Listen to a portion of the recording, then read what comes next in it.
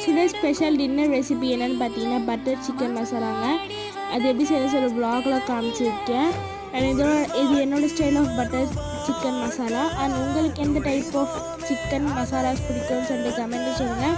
இந்த வ்ளாக் பிடிச்சிருந்தா லைக் பண்ணுங்கள், ஷேர் பண்ணுங்கள், கமெண்ட் பண்ணுங்கள். அண்ட் மறக்காமல் ப்ளீஸ் சப்ஸ்கிரைப் பண்ணுங்கள். தேங்க்யூ ஃபார் வாட்சிங். Have a nice day. Bye.